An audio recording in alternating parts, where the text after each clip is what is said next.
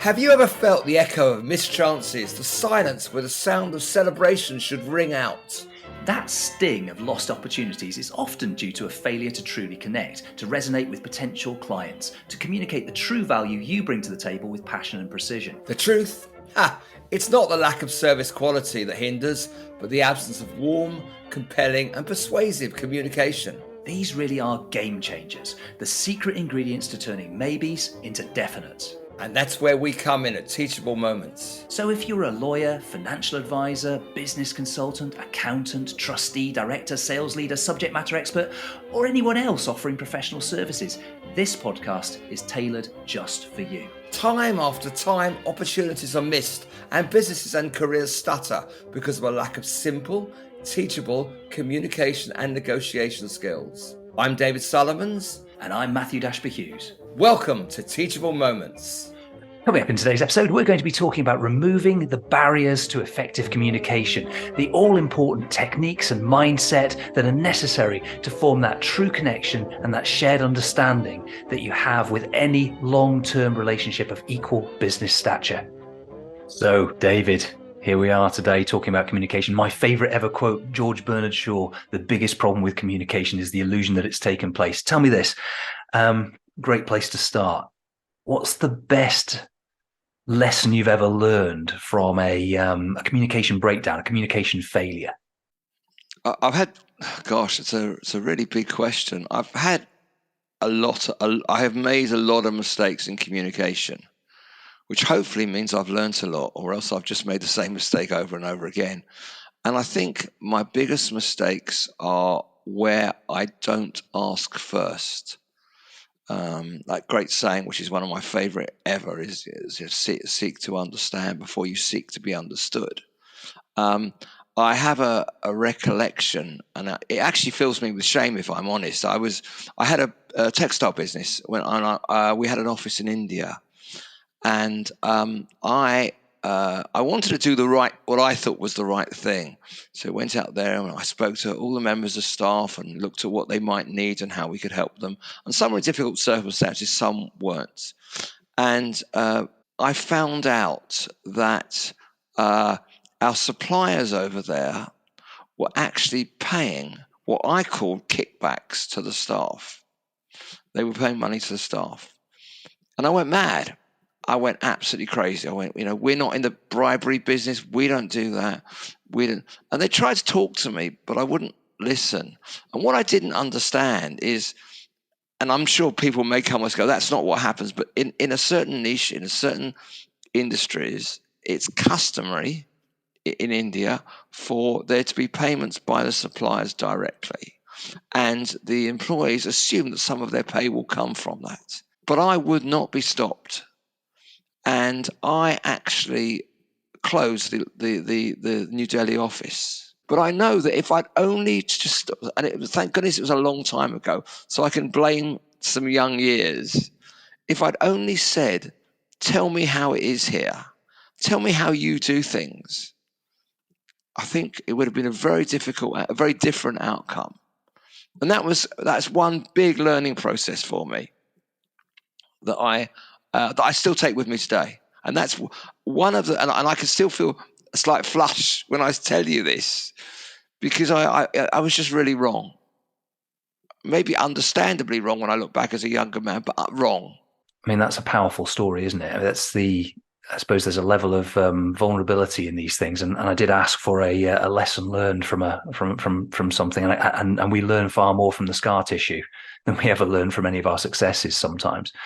And building on the point you're making there, whether it's a cultural overlay that you weren't aware of as a younger man, or indeed it's just something that was specific to that particular environment or that particular organization. I guess to some extent it's a relevant point, because even within organizations that are much closer to home, we have those kind of disconnects, those things that are even like a specialist language within the organization that we're part of or that we're talking to that maybe we're not aware of. And we have to be really mindful of that, don't we, when we're trying to communicate? We live in a professional world. So if you're an accountant or you're in finance or you're a lawyer, you naturally use jargon. And that jargon can get in the way. It does get in the way of relationships with clients, customers, suppliers, because you think everybody understands what you're talking about, but they don't. And that jargon gets in the way. So I mean, anybody who's ever worked for me, with me, will know if I had to say, what's the thing I've spent most time on with people in my teams over the last 15 years? It won't be, did you do that documentation right? Did you do that? It'll be, do that email again. That's not what the client wants to hear. Do that email again. Do that letter again. What's the message you think he's getting? What's the message that she's going to get from this? You're speaking too formally, but the voice with which you speak, albeit a physical voice, email, letter, it has to be consistent and it has to be right. And how do you find out whether it's right? You ask. You ask a client, a customer, a supplier, how would you like me to deal with you? That's absolutely right. I couldn't agree more. So you ask them, but also you try to read how somebody acts. And if you sort of get a sense from the way that they're talking, from the way they're interacting with you, and this is more difficult on email, obviously, but if you're interacting with somebody on a one-to-one basis, you can get a sense of maybe their style and the level of pace and energy in their delivery. So if they're a very, very active forward motion person, they tend to have that tends to come through in the way they talk. And if they're very task focused and they're very active, then they tend to be the sorts of people who just want to get to the point. They just want to think about the bottom line. Maybe they're the sorts of people who are a little bit more comfortable with, just, I suppose, causing a little bit of discomfort, but in the name of moving things forward. With people like that, they tend to be quite big picture. So it's a case of be brief, be bright, be gone, just get on with it, get to the point quite quickly. If you've got somebody who's more people focused, but has got that active energy, they will tend to be people who they like to be liked. They tend to be a bit more expansive in the way they talk. I mean, I think it's fair to say, David, that you and I are a little bit like that. And so as a result, we tend to like stories. We tend to like to be included. We tend to like to be involved with people, and we tend to like to feel like we've got a real human connection in the spirit of moving things forward. But for people who've got maybe a bit more reserved energy, and they tend to weigh things up a little bit more before they'll leap in, before they'll start to have that connection, that piece that you and I probably value straight away. They tend to like to understand the detail a lot more, so they will probably want to warm up to you before they'll necessarily leap in with any sort of true human connection in the sense that you and I might be talking about. That's not to say it's not there, but it's just different. So taking your time. In my case, I always have to slow my speech down because, as you can tell, I talk very, very fast. So tending to slow down a lot, tending to make sure that I'm giving them the facts, giving them the details, giving them a sense of the structure and the way that things are going to work in a much more coherent and process-led way. That's much more congruent with their style. Speak with their voice, not yours. It's not difficult. So, for example, I used to always say to clients, if I was going through some sort of documents at the end of a transaction, or even beginning of a transaction, I would say to them, how do you want me to deal with this? Do you want bullet points? Do you want the top 5 points? Do you want this? Do you want that? Or do you want this? And I get an answer. I'd say, so we're going to do it that way. And if you change your mind, it's not complicated. You asked before about a screw up closer to home. Not so long ago, maybe a couple of years, 3 years, I got instructed by a private equity deal, and I didn't like the guy straight off. There was something we couldn't talk, and he was very formal, and it wasn't my natural way. And I find it very hard to be very formal. Right through the transaction, I could see the way they were doing it was wrong. And I kept trying to explain, even though they clearly didn't want to hear me. I kept saying, if you do this, this is going to happen. You need to have the conversation around that, because if you don't, it's going to have the impact. I struggle very much just to do cross the T's and dot the I's. And there was one evening where I learned. I finished work. Last call was with this chap, and I thought, I can't go on with this. I'm going to have to resign. It's just not working. And I thought about it all night long, and I was still thinking about it in the morning. First call I got in the morning was from this guy. He said, David, I'm really sorry. I've been thinking about it. We can't go on. So the one thing we agreed on is that we couldn't go on. And it took a bit of an ego thing, but actually by the end of the day I was so relieved because I just got it so wrong. I didn't know how at that time. Hopefully I've learned a bit more.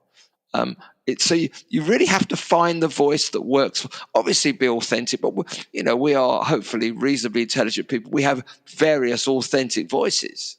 We're not just one thing. So it's really important to find out what works for the client and stay consistent. So, for example, if you have a nice chatty relationship, your communication should reflect that.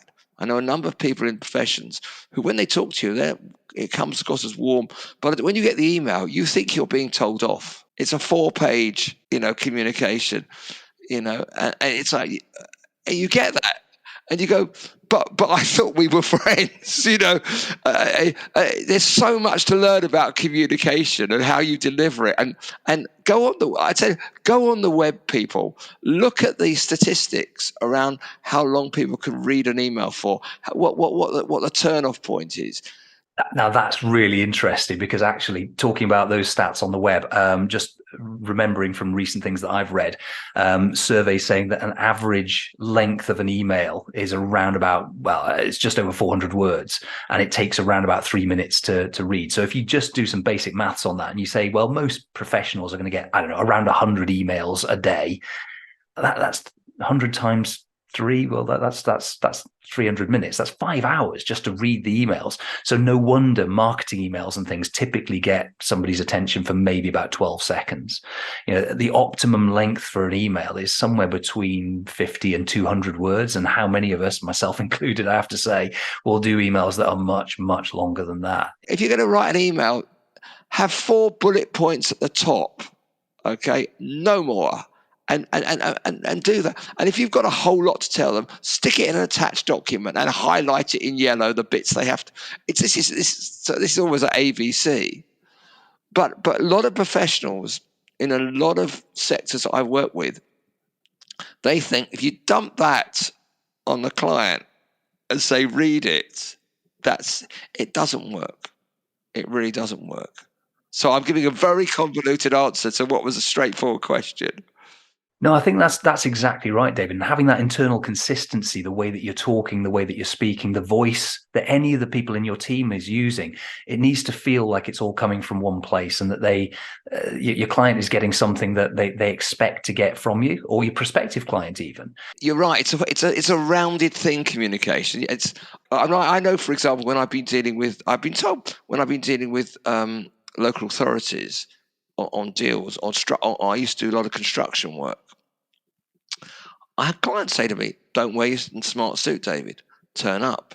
Just wear an old, you're dealing with guys. They want to feel that you're with, just don't dress up. So all this is small stuff. But often as professionals, we think we show up, we look smart, we send out emails that long.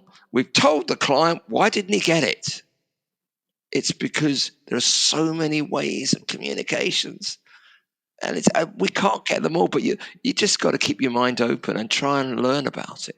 That reminds me of when I was back in running one of the retail businesses that I ran in my distant past. Now the thing about retail businesses is you need to have point of sale material, which is a nice way of saying posters and stack cards and shelf edge labels and all that kind of thing. It meant we spent a lot of money on printed materials. So we had a number of printers that we would work with, but we had this one guy who, nice guy, used to get on really well with him, but he would turn up quite regularly to our offices to pitch to us, and he would always turn up in, one day it would be his Porsche, the next day it would be his nice Range Rover Sport, or it would be, he had a selection of cars. And listen, I am a huge fan of people doing well and celebrate their success. Great. I don't have any problem with people making money. One day he asked me, really frankly, because we had a good relationship, and he said to me, Matthew, why is it you keep on screwing me on price? Why do you keep on really pushing to drill down on every single little thing that I'm making? Why do you constantly do that? And I said, well, look, when you turn up here in your Porsche, and then you turn up in your Range Rover Sport, and then you turn up in your Maserati, and you're doing really nicely, and I have every sympathy with that, and I celebrate it. But we have to pass on, or feel like we are passing on, every bit of value that we can to our customers and to our franchisees, so that they can make money, so that the customers can save money, because that is our whole mission. When you turn up in those things, I can't help but think that maybe you're making a little bit too much money out of us, which frankly, it doesn't feel congruent with our core values and our mission. It's really hard to put it all into one or two things, capsules. I do remember an occasion where we were acting for a client's, quite new clients. They were new restaurateurs, and they would actually go on to be Michelin star, first Michelin star in the world of their type. But we didn't know that when we started acting for them. We're still acting for them now. And I remember an occasion where it was getting towards the end of the transaction, and I was in a meeting, so I couldn't see them. So someone in my team went and saw them, and it was just going through the documents. And I finished my meeting early, so I thought, well, I'll pop along and see how it's going. And I walked into this room. I just thought, I sit at the back. And the atmosphere was so low. The energy was that the chins were on the table. And the lawyer in my seat was going, so let's turn to page 24 now. And they went, oh. And I thought, this is not going well. And we seem to get on really well with them. This is not. So I said, well, so I said, excuse me a second. I said, can I just step in a second? They sat down. And I said, so how's it going, guys? And they said, oh, it was not so well now. I said, okay, well, let's just put the paperwork aside. It was just the instinct. I said, so your new restaurant opens when, well, so-and-so. So tell me what it's going to look like from the outside. Told me, I said, and what's the dish that I've got to eat when I first come in? And they told me, and they said, so, and how do you cook it? Tell me how you cook it. And what are the ingredients? I'm not a great cook, but I understand a bit about it. And then what do you do? Oh, yeah. And what's the color of the tables? Because I know you're really into this. And they were telling me, and they said, so, one of them, their dad was putting some finance in. It was so is your dad going to come to? Oh, yeah. And it was it was like you and me, or you and me, and any friends that we might have having a chat around the table. And they were really excited. So I just said, that's great, guys. Well, I can't wait to come to the opening, and I will have that meal. And I just said to the guy, I said, well, let's go back through the documents now. I said, but let's just keep it simple. Is that okay, guys? And they were, yeah, absolutely. And I left, and they just had a smile on their face. I did nothing clever at all. I just spoke to them like they were friends in a restaurant or a pub. And really, I think that's what most people want. That's absolutely right. And the key thing here is that you'd approached the right part of their brains first. We talk about winning hearts and minds.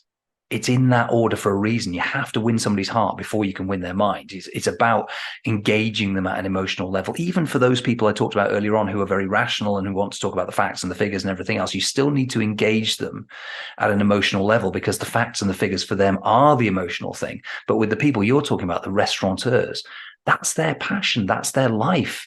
If you don't show that you have a level of engagement with that to start with, and authentic engagement, you'll never capture the rest of their attention, the rest of their focus. In case anybody who's watching or listening to this thinks this is some sort of fluffy thing, you have to get, if you're in any kind of business where you talk to other people, either physically, that people are different. And that sounds obvious. There's now so strange as folk. People are different. They fall into different types of personalities. That's why profiling like Myers-Briggs works. When I'm looking at a book here called Surrounded by Idiots by, I don't know if you, Thomas Erickson, which is because how often do we go, the man's an idiot, that woman doesn't get anything? It's because they don't think the way you think. Now, you can't know when you're communicating with someone what kind of person they are. So that takes us back to seek to understand. You only know by asking questions. You're going to outbook me now, aren't you, Matthew? I'm not going to outbook you, no, look, but yes, this one, The Culture Map by Erin Mayer, absolutely fantastic book. She's a terrific writer, but this really speaks to actually what you were talking about earlier on with your experience in India. The fact that sometimes we have those cultural disconnects because there's an additional overlay of potential for misunderstanding, the barriers to communication. So I hugely recommend this one. It's very, very well written, as I say, and in it, she talks about the different kind of nuanced elements of our cultural mores. I think sometimes when people call them soft skills, it's like denigrating them. Hard skills. You're an accountant. You're a financier. That's our proper hard. Soft skills. Yeah, we know. The truth is that what maybe more than I do, that in any list of what managers, directors want important, the soft skills are right up there. And if you can't communicate, then you really. I remember it's small things. Another culture one. I was in Australia, and I was running a training. It was a sort of personal leadership training. It was out in the bush. It was in the middle of nowhere. It was freezing cold at night and boiling hot during the day. And I remember we were running a process for some applicants who'd come into this site for us to do it. And the process itself didn't go very well. And so we went back to the staff meeting afterwards. And I was analysing with the team what had gone wrong. And for some reason, I started talking to the Aussie team. I use their surnames. So Smith, that didn't go well. So Jones, what do you think? I sounded like I went all public school boy, which is strange because I didn't go to public school. I went to local grammar school. But suddenly I turned and I noticed they're looking uncomfortably and they turned off, a bit like when you said the chap in IT where everybody and I couldn't work out what it was. But they just, and I said, guys, what's going on? And one of them, so he said, don't call us by our surnames. I said, oh, I'm sorry, I didn't mean to offend you. He said, don't call us by our surnames. He said, you should. Now, of course, this was this man's story. Couldn't necessarily speak for every Australian. Certainly couldn't speak for every white Australian. But he said, if you call us by our surname, it reminds us of our prison heritage.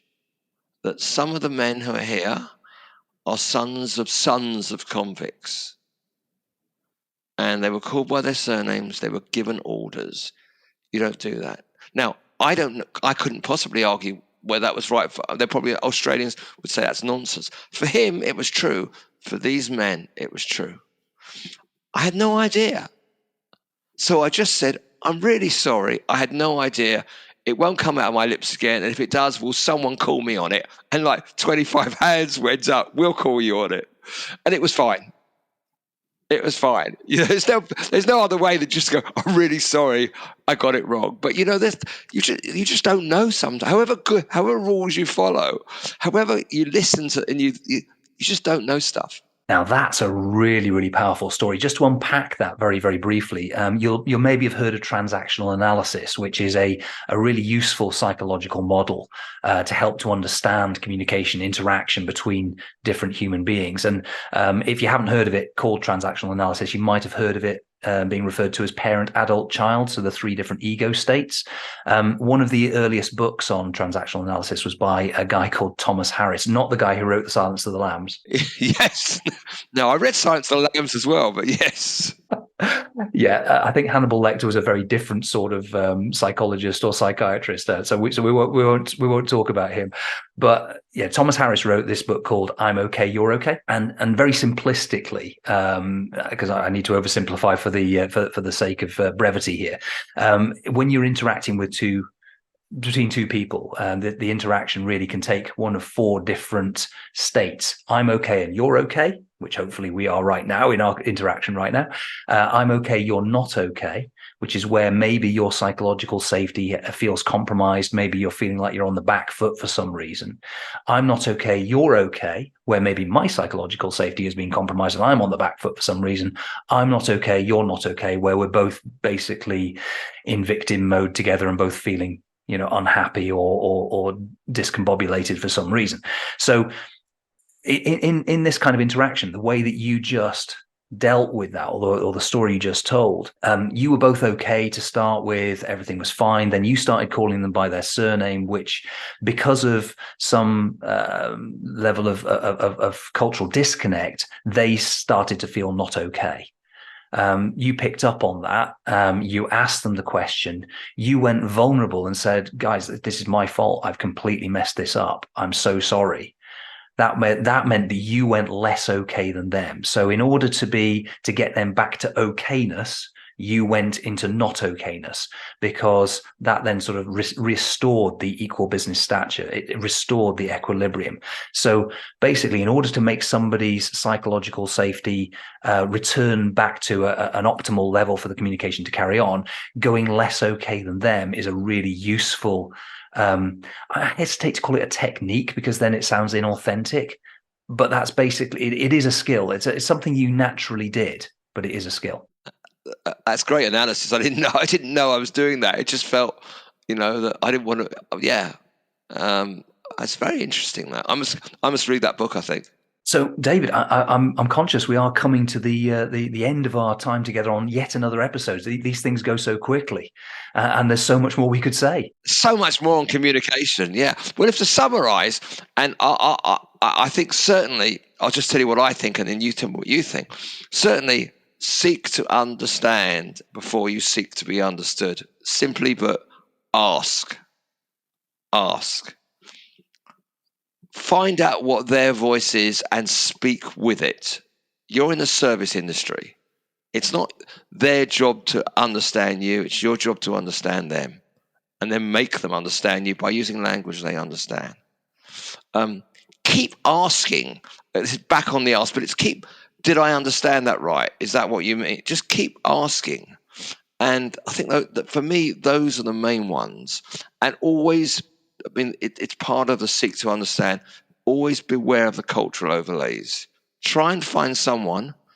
This is going a bit off, but try and find someone who you believe is in that culture, and have a conversation with them first. If you're dealing with clients from different countries, it's not purely out in the middle of nowhere. If you're dealing with, always try and find someone. How does this work? I know, having worked in places like Dubai and different, you have to understand. If you don't understand these, you cannot be arrogant about it. You have to ask.